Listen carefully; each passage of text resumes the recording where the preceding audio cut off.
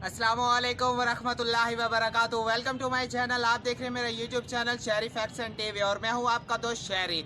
आज कैडरा का episode number 2 है और इस एपिसोड में हम बात करेंगे सीपीआर के बारे में, क्योंकि पिछली वीडियो में मैंने आपको सीपीआर का वर्ड यूज़ किया था, उसके बारे में थोड़ी सी इन्फॉर्मेशन दी थी। आज इस वीडियो में मैं आपको फुल इन्फॉर्मेशन दूंगा। सीपीआर है क्या, करते कैसे हैं, किन लोगों पर अप्लाई होता है, किन लोगों पर अप्लाई नहीं होता और इसका फ़ायदा क्या है। चलें वीडियो शुरू करते हैं। सबसे पहले CPR stand for CAPR, cardiopulmonary resuscitation. इसका अगर मैं आपको आम अल्फाज में इसका मतलब बताऊं तो मसनूई तौर पर सांस की बहाली। अब हम ये मसनूई तौर पर सांस की बहाली किन लोगों पर करते हैं? सपोज कि किसी को इलेक्ट्रिक शॉक लग जाए, कोई पानी में डूब जाए, किसी को हार्ट अटैक आ जाए, उनका दिल बंद हो जाता है, उनका दिल काम करना छोड़ जाता है। सीपीआर हम उन लोगों पर अप्लाई करते हैं जिनका दिल काम करना बंद कर जाए, जिनके दिल की धड़कन रुक जाए, तो हम दिल की बहाली करते हैं, उनको ऑक्सीजन फराहम करते हैं खुद आर्टिफिशियल तरीके से, मसनूई तरीके से। जो वो खुद इनहेल नहीं कर सकते हम उन्हें एक्सहेल करते हैं, तो उसे कहते हैं सीपीआर। अब सीपीआर किन लोगों पर अप्लाई होता है, किन लोगों पर अप्लाई नहीं होता, ये बड़ा अहम और दिलचस्प सवाल है कि किन लोगों पर अप्लाई होता है, किन लोगों पर अप्लाई नहीं होता। हम उन लोगों पर अप्लाई करेंगे जिनका हमें पता है कि ये डेड नहीं है। सपोज किसी को इलेक्ट्रिक शॉक लग गया है, कोई बिल्डिंग से गिर गया और उसकी सांस बंद हो गई है। हम सबसे पहले उसकी पल्स एंड ब्रीथिंग चेक करेंगे कि उसकी सांस आ रही है या नहीं आ रही। अगर उसकी सांस आ रही होगी तो हम उसका सीपीआर नहीं करेंगे। अगर जिसकी सांस नहीं आ रही और उसकी पल्स भी नहीं चल रही तो हम उसका सीपीआर करेंगे। फॉर एग्जांपल किसी को इलेक्ट्रिक शॉक लग जाता है, वो उस झटके से नीचे गिरता है और उसका दिल पंपिंग करना छोड़ जाता है। हम जाते हैं उसका पल्स एंड ब्रीथ चेक करते हैं, उसका रिस्पॉन्स लेते हैं, उसका रिस्पॉन्स हमें नहीं मिलता, उसके बाद हम उसके ऊपर सीपीआर अप्लाई करते हैं। अब किन लोगों पर अप्लाई नहीं करते? कोई डिकम्पोज बॉडी हो जाए, कोई डेड पर्सन हो जाए, या जिस शख्स को आग लग जाए और हमें पता हो कि आग लग गई है, अब ये नहीं बच सकता, ये मर चुका है। सपोज कोई डिकम्पोज हो जाए, कोई पानी में गिर जाए और 3 दिन बाद उसकी लाश, उसकी डेड बॉडी पानी के ऊपर तैर आए और हम उसे निकालें कि ये जिंदा होगा, हम उसका सीपीआर करना शुरू कर दें, तो उसका हम नहीं कर सकेंगे क्योंकि वो 3 दिन से अंदर डिकम्पोज हो चुका है, गल सड़ चुका है, तो हम उसका सीपीआर नहीं करेंगे। अब सीपीआर करते कैसे हैं, होता क्या है, तफसील से इस वीडियो में मैं आपको बताऊंगा। बड़ी इंफॉर्मेटिव वीडियो है, इसे स्किप थोड़ा सा भी नहीं करना क्योंकि बड़ी अहम इंफॉर्मेशन मैं आपके साथ शेयर करने वाला हूं। चलें सीपीआर करते कैसे हैं उसका मैं पहले प्रोसीजर आपको अब मैं आपको बताने वाला हूँ सीपीआर का प्रोसीजर क्या है, इसे स्टार्ट कैसे करते हैं। सबसे पहले सीपीआर मैंने आपको बता दिया किन लोगों पर अप्लाई होता है, किन लोगों पर अप्लाई नहीं होता और सीपीआर कैसे क्यों किया जाता है, ये मैंने आपको तफसील से बता दिया। अब सीपीआर का प्रोसीजर क्या है। सपोज अगर आपको लगा किसी शख्स को हार्ट अटैक आ गया, वो कोमा में चला गया और हमने उसका सीपीआर करना है, सबसे पहले आपने डेंजर चेक करना है। डेंजर में क्या आ जाता है कि जिस जगह आप सीपीआर उस पेशेंट का कर रहे हैं, क्या वो जगह सेफ है, क्या वो एरिया सेफ है। खुदा ना खास्ता वो शख्स बेहोश है, बीमार है, जो कुछ भी है, आप उसका सीपीआर करने बैठे हैं, ऊपर से बिल्डिंग कोलैप्स हो, आपके ऊपर गिर जाए और आप भी, खुदा ना खास्ता आपको भी कुछ हो सकता है। तो या अगर आप सीपीआर कर रहे हैं वहाँ पे कोई इलेक्ट्रिक वायर तो नहीं पड़ी जिससे आपको करंट लग सके, या सीपीआर आप वहाँ कर रहे हैं रोड पे बैठ के कर रहे हैं कि आप उसका सीपीआर कर रहे हैं कि ऊपर से कोई गाड़ी तो नहीं चढ़ के चली जाएगी आपसे। तो सबसे पहले आपने डेंजर चेक करना है। डेंजर चेक में यही है कि आपने सेफ जोन एरिया चेक करना है, क्या वो जिस पेशेंट जहाँ पेशेंट को मैं सीपीआर प्रोवाइड करूँगा वो एरिया सेफ है। उसके बाद आपने एरिया सेव कर लिया, उसके बाद आपने अपने पीपीएस ऑन करना है। पीपीएस में आप क्या आ जाते हैं कि आपके सेफ्टी प्रोटेक्शन क्या है, आपने क्या क्या पहना है, क्या क्या नहीं पहना। उसके लिए आपका हेलमेट होता है, गूगल्स होते हैं, शूज़ होते हैं और पूरा एक ट्रैक सूट होता है। वो इसके ऊपर हम नहीं जाएंगे, वो थोड़ा डिटेल में हो जाएगा और वो थोड़ा रेस्क्यूर्स और कैटरे में आ जाता है। तो आपके लिए सबसे पहले बस आपने यही करना है, आपने वो सेफ़ एरिया चेक करना है कि वो एरिया सेफ़ है। उसके बाद जाके आपने उसका रिस्पॉन्स लेना है।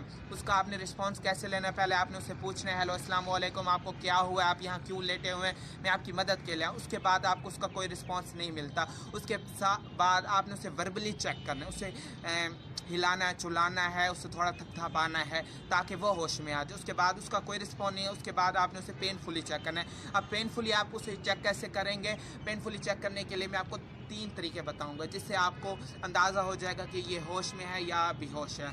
सबसे पहले आपने उसकी ये जो कान की लू होते हैं यहाँ पर चूंटी काटनी है, क्योंकि ये सेंसिटिव एरिया होता है, यहाँ पे बहुत जल्दी पेन फील होता है। अगर वो हिले चुले तो आपने समझ यार नहीं करना, ये होश में है।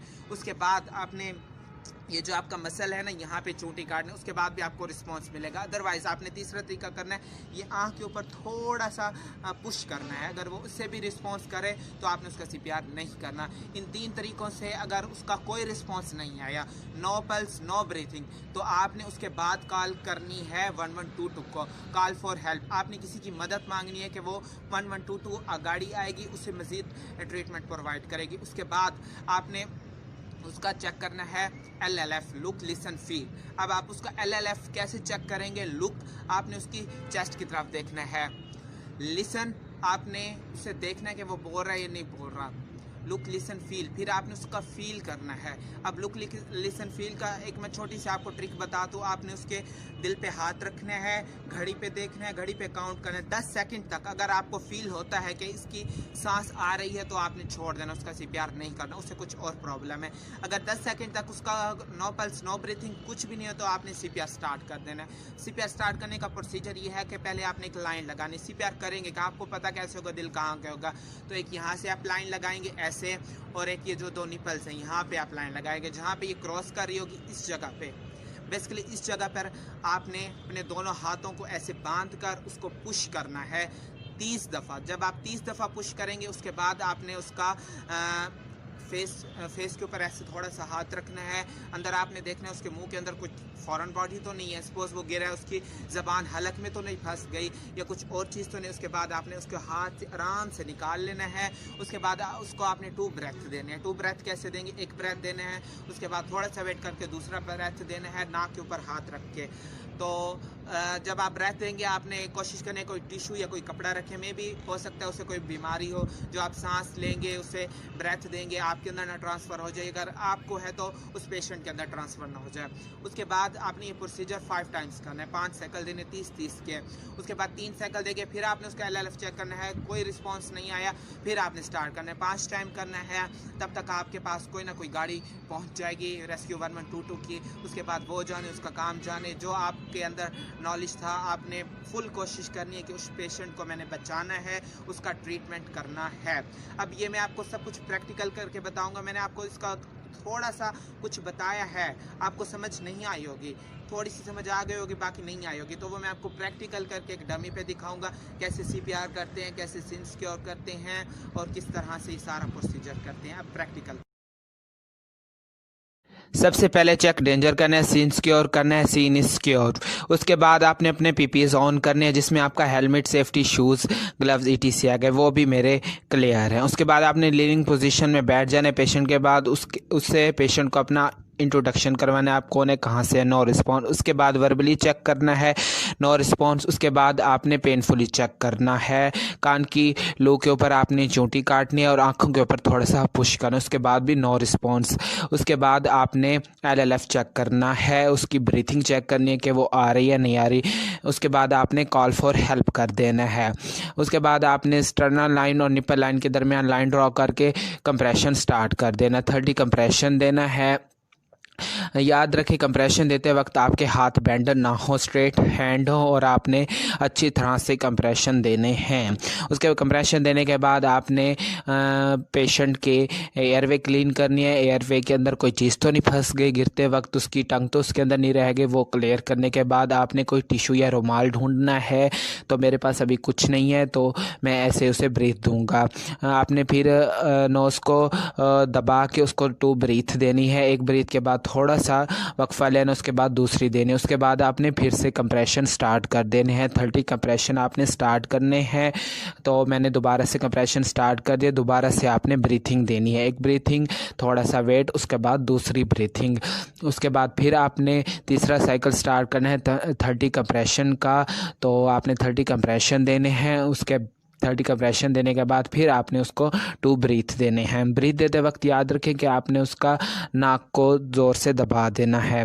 अब दोबारा LLF चेक करना है, यस पल्स एंड ब्रीथ अगर प्रेजेंट। उम्मीद करता हूँ आपको ये वीडियो पसंद आएगी। मैंने इसमें आपको फुल प्रैक्टिकल करके बताया है, डिटेल में बताया है, और उम्मीद करता हूँ आपको वीडियो पसंद आएगी। आपने ऐसे खुदा न खास्ता कभी ऐसा हो जाता है, किसी को हार्ट अटैक हो जाता है, तो आपने ये लाजमी उसके ऊपर अप्लाई करना है, क्योंकि उसके पास जो हार्ट अटैक में पेशेंट होता है उसके पास सिर्फ 4 से 7 मिनट होते हैं। अगर हम उन्हें रिकवर कर लें इस CPR से तो उसकी जान बची जा सकती है। तो मैंने आपको फुल डिटेल में बताया है, बड़ी मेहनत की है इसके ऊपर, और मेरा जिस दोस्त ने साथ दिया वो भी एक वॉलंटियर है जिसने मेरे साथ ट्रेनिंग ली है, जिसका नाम है रोशन कम। अस्सलाम करें। अस्सलाम वालेकुम जी, ये रोशन है, इसने मेरे साथ काफ़ी मदद की, इसने मेरी वीडियो शूट की है। Thank you very much.